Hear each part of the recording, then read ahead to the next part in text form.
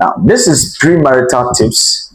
I am here to give you few tips about what you need to know before you enter into marriage.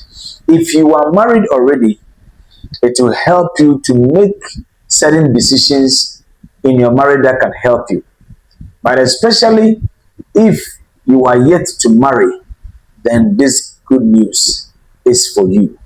One thing that I have realized about marriages that break early is based on few things that normally the couples don't find time to work on them before they get married. It's like almost all the time when they hear that they are going to get married, they are excited, overly excited, and they forget about most important thing. The very first thing I want to talk about here is getting acquainted with the person you are falling in love with. Getting acquainted.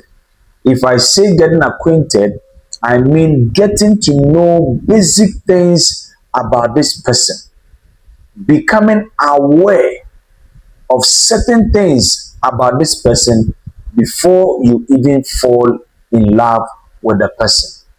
And some of these things are unique to number one. Once you are a child of God, you are a Christian, know the religious background of the person. Know and be assured that indeed his religion, his beliefs or her beliefs matches with yours. It is so important for you to know that.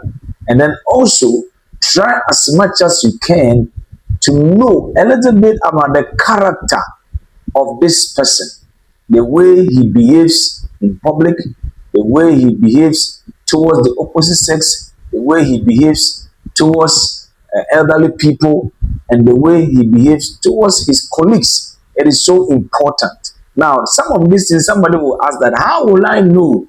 How will I know? Now, that is why I always say that it is so important for you to marry people who are close to you, within the same local church, within the same community, within the same work environment.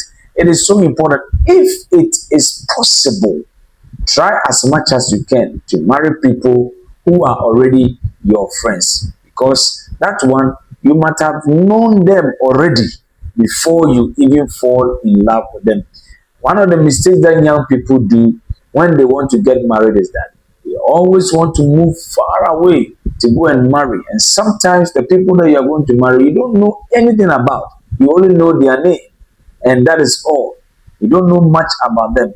But it is very important that before you get married, if you want your marriage to be successful, you need to know basic things about these people that you want to get along with, so that you can accept them, and then also manage this kind of thing because you are in the known already.